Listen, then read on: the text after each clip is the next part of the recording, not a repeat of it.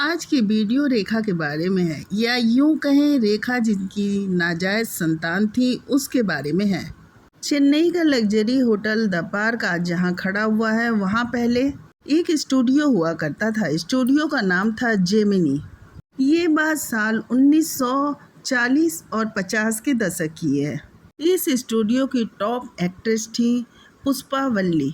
पुष्पा वल्ली का पिछले रिलेशन से 2 बच्चे थे। पुष्पा वल्ली का जेमिनी के मालिक वासन से अफेयर शुरू हो गया था। वासन पुष्पा वल्ली को सब कुछ देने को तैयार था, नहीं देने को तैयार था तो सिर्फ अपना नाम।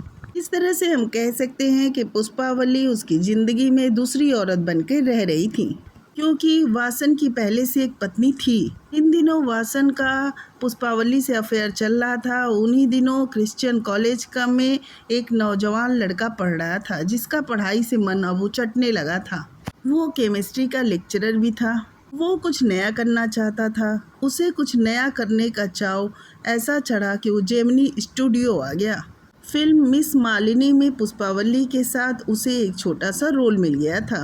फिल्म मालिनी के साथ इनकी कैरियर की गाड़ी चलने लगी और पुष्पावली के साथ इस लेक्चरर का अफेयर भी बढ़ने लगा।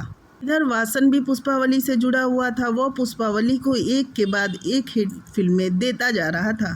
अब अगला कदम बॉम्बे था। अगली फिल्म में वो दिलीप कुमार और देवानंद को लेने वाला था। उसकी हीरोइन थी पुष्पावली। लेकिन तभी वासन को पुष्पावली के इस अफेयर के बारे में पता चल गया। उसने साफ तौर से पुष्पावली से कहा कि या तो इस लेक्चरर को चुन लो या फिर मुझे चुन लो, क्योंकि उसने साफ तौर से कह दिया था कि अगर वो वासन को छोड़ती हैं तो फिल्में वो नहीं दिलाएगा और कैरियर ग्राफ इनका ख़त्म हो जाएगा। लेकिन पुष्पावली तो लेक्चरर के प्यार में बुरी तरह पागल हो चुकी थी। उन्होंने लेक्चरर चुना और इस तरह पुष्पावली ने फिल्में छोड़ दी। अब आपको उस लेक्चरर का नाम बता देते हैं। उस लेक्चरर का नाम था रामास्वामी गणेशन। हालांकि गणेशन स्टूडियो छोड़ चुके थे, लेकिन उन्होंने स्टूडियो के नाम को ही अपना नाम बना लिया था। वो तमिल फिल्मों का सुपरस्टार बन चुका था और लोग उसे जेमिनी गणेशन के नाम से जानने लगे थे। गणेशन देखने में बहुत ही खूबसूरत थे और यही कारण था कि उनकी एक मुस्कान पे लड़कियां मर मिटने को तैयार हो जाया करती थी। उस दौर में उनकी बड़ी बड़ी आंखें किसी भी औरत का दिल जीत लिया करती थी। लोग जेमिनी और पुष्पावली की जोड़ी को खूब पसंद करते थे।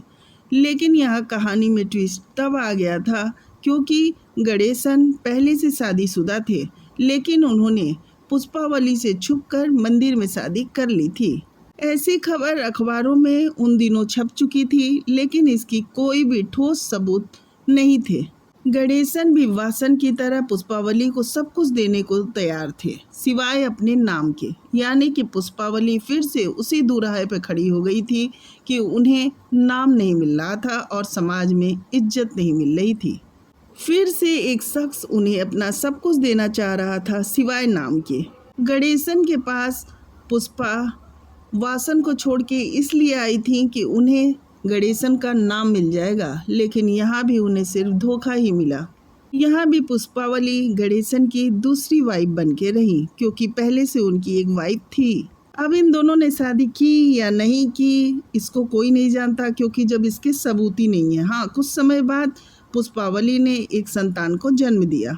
उस लड़की का नाम रखा गया भानु रेखा गणेशन।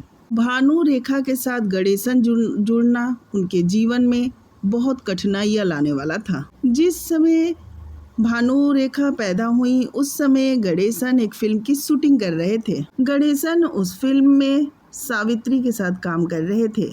धीरे धीरे गणेशन की नज़दीकी सावित्री के साथ बढ़ने लगी थी। इसकी खबर इस तरह से आई क्योंकि सावित्री अपने नाम के साथ गणेशन लिखने लगी थी। ये गणेशन लिखने के लिए पुष्पा कब से तरस रही थी, लेकिन दूसरी औरत सावित्री को वो हक मिल गया था। वो अपने नाम के आगे गणेशन लिखने लगी थी। भानु रेखा अब बड़ी हो रही थी और वो अपने पिता को सिर्फ अखबार के माध्यम से जानती थी। धीरे धीरे पुष्पावली का अफेयर एक फोटोग्राफर प्रकाश से होने लगा। इनके साथ इन्हें 2 बच्चे भी हुए। पुष्पा अपना नाम पुष्पावली लिखने लगी थी। इसमें जेमिनी गणेशन का एक बयान आ गया, जिसमें उन्होंने साफ तौर से कहा कि मेरी केवल एक ही पत्नी है, सावित्री जो गणेशन लिख रही है वो मेरी पत्नी नहीं है और ना पुष्पा। लोग पुष्पा और सावित्री को मेरे पत्नी के रूप में ना जाने, इनसे मैंने शादी नहीं की है।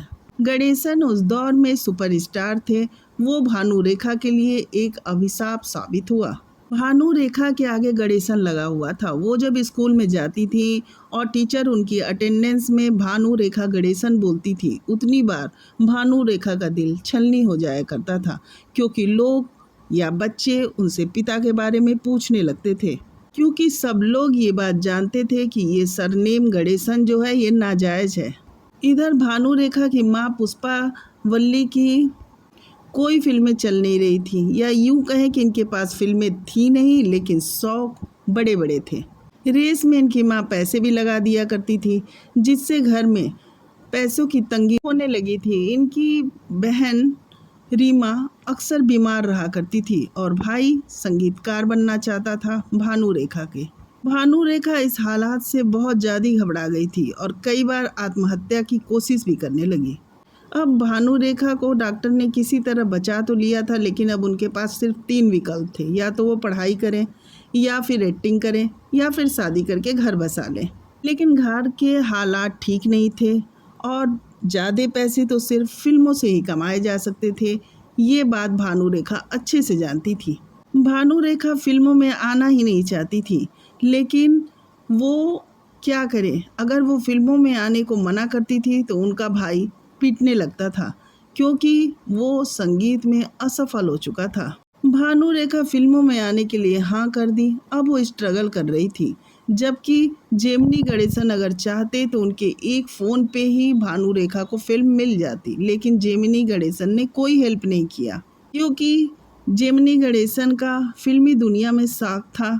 वो तमिल, तेलुगु, हिंदी सभी फिल्म के डायरेक्टर को जानते थे, और अगर वो फिल्में न भी दिलाना चाहते तो वो चाहते तो खुद भी हेल्प कर सकते थे और खुद की प्रोडक्शन से एक फिल्म बना सकते थे, लेकिन उन्होंने कुछ भी हेल्प नहीं किया। अपनी माँ के साथ भानु रेखा एक स्टूडियो से दूसरे स्टूडियो में चक्कर काटती रहीं और भटकती रहीं। प्रोड्यूसर के पास पहुँचते थे तो प्रोड्यूसर गंदी निगाहों से देखते थे, क्योंकि जो भानु रेखा के साथ गणेशन सरनेम लगा था वो भानु रेखा को बर्बाद कर रहा था, क्योंकि उनकी इमेज खराब थी सिर्फ ये सरनेम की वजह से, क्योंकि लोग इनका इतिहास जान जा रहे थे। तभी कुलजीत पाल नाम के एक बिजनेसमैन की नज़र रेखा पे पड़ी और उसने डिसाइड किया कि वो रेखा को लेकर एक फिल्म बनाएगा।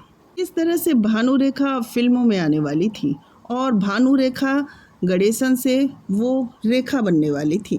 1991 में पुष्पावली लंबे बीमारी के बाद इस दुनिया को अलविदा कह गई। आखिरी समय तक गणेशन ने उन्हें अपनी पत्नी नहीं माना।